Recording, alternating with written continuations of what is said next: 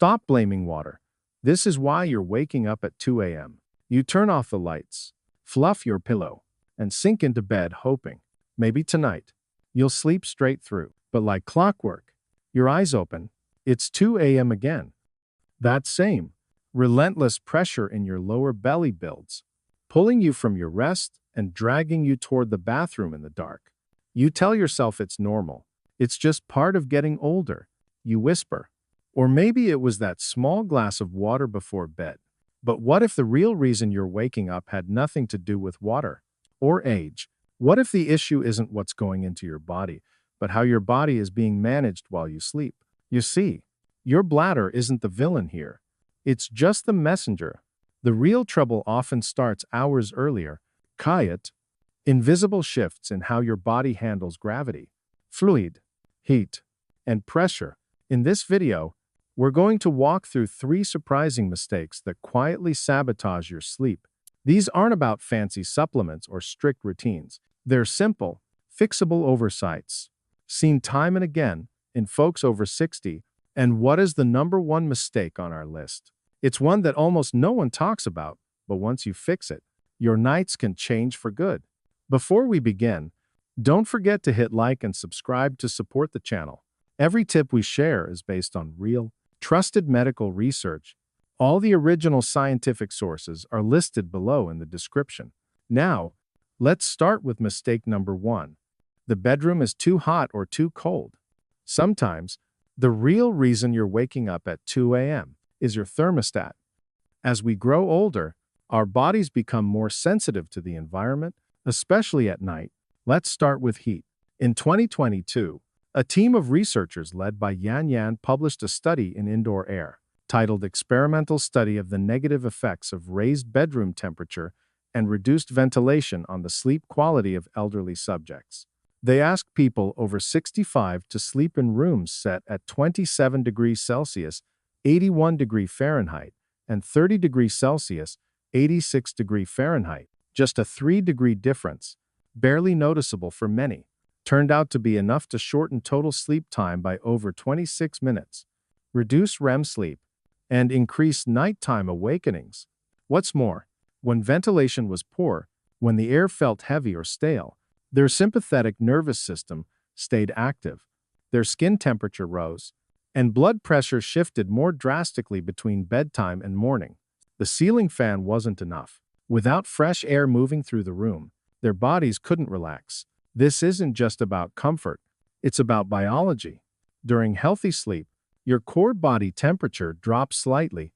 It's one of the ways your brain knows it's time to shift into deep, restorative stages of sleep. But when the room is too warm, that drop doesn't happen. You remain in lighter stages, tossing, turning, or waking up entirely, sometimes without knowing why. The worst part is, many older adults blame themselves. They think it's aging, or that cup of tea before bed. But the truth is, your environment may be the real culprit. On the other end of the spectrum, cold can be just as disruptive, though in a very different way. In 2021, researchers in Japan published a study in the Nagoya Journal of Medical Science, examining how nighttime cold affects older adults. They discovered that even when room temperatures weren't extreme, participants who felt cold during the night, especially along the back or legs, reported lighter sleep and earlier wake times. That chill sensation, even under a blanket, was enough to keep the brain alert, never fully letting go. Why does this happen? It's something called cold-induced diuresis. When the body senses cold, it tightens blood vessels to preserve heat, but that also increases blood pressure slightly. The kidneys respond by filtering out more fluid, which ends up in the bladder. That's why you can still wake up needing the bathroom, even if you didn't drink anything for hours. And it all connects back to temperature. Too warm, and your body can't cool down. Too cold, and it flushes out fluid. Either way, you lose the depth and rhythm of healthy sleep. Your bladder isn't the enemy. It's just the messenger. So, tonight, before you blame the water, check the room. A 2018 review published in Building and Environment by Zachary A. Caddick and colleagues showed that the optimal ambient temperature for sleep ranges from 17 degrees Celsius to 28 degrees Celsius, 62 6 Fahrenheit to 82. 4. 华氏度.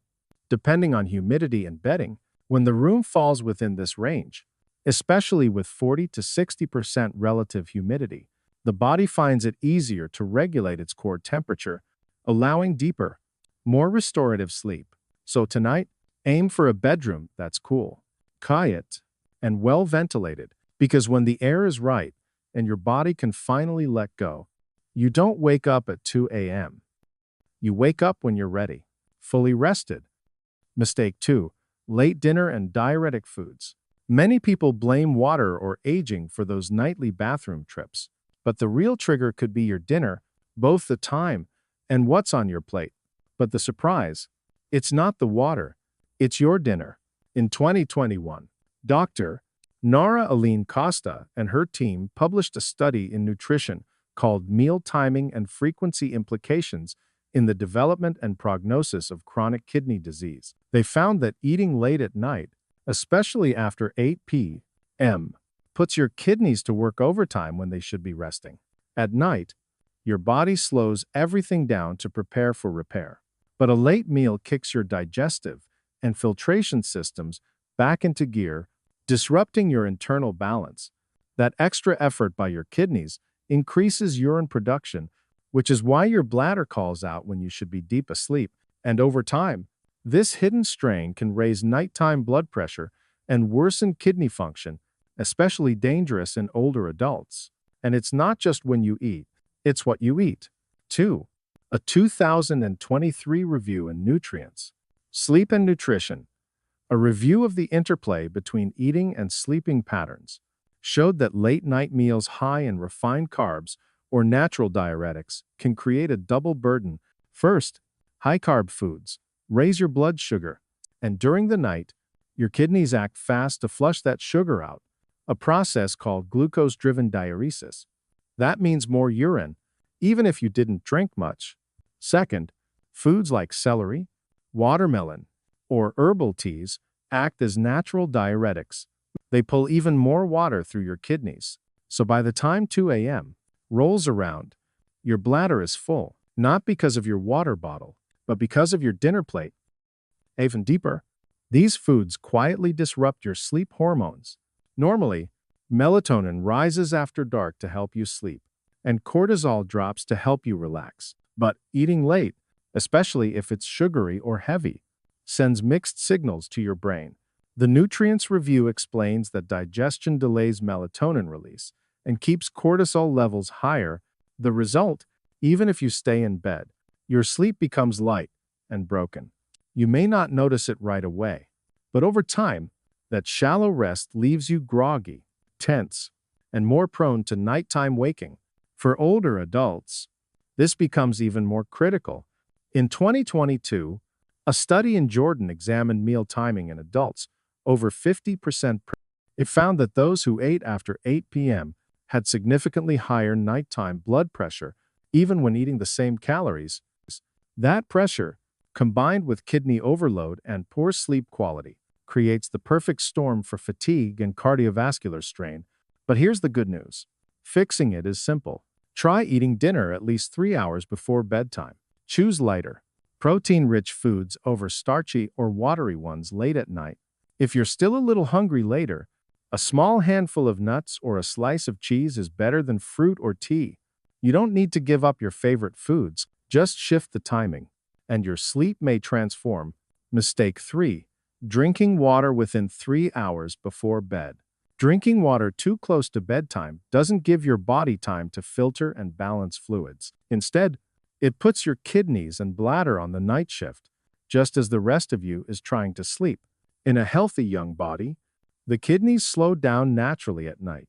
It's part of a circadian rhythm, the body's built-in clock that lowers urine production during sleep. But as we age, that rhythm can start to fade. The kidneys of an older adult often fail to suppress urine output after sundown. It's not that you're drinking more than usual. It's that your body is no longer storing that water efficiently overnight. Think of it like a leaky faucet. Even a small amount taken late in the day can slowly build up pressure, and by 2 a.m., the urge becomes impossible to ignore. This misalignment between when you hydrate and when your bladder can rest, is one of the silent culprits of fragmented sleep. This isn't just theory, it's been measured in real time.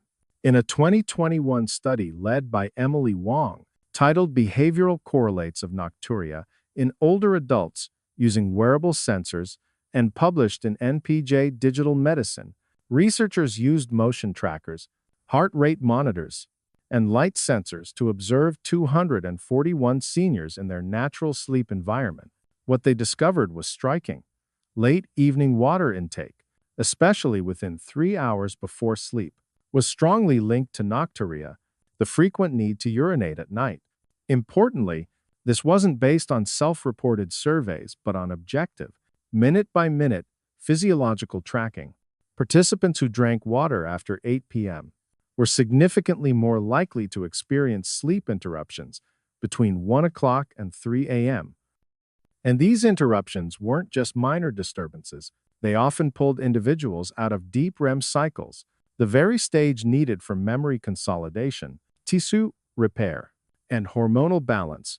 The study confirmed that even moderate hydration near bedtime could override the body's weakened nighttime suppression of urine production, a shift that becomes more pronounced with age.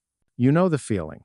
You fall asleep easily enough, but then it starts, a pressure in your belly, a low-level discomfort that slowly builds until you have no choice but to get up.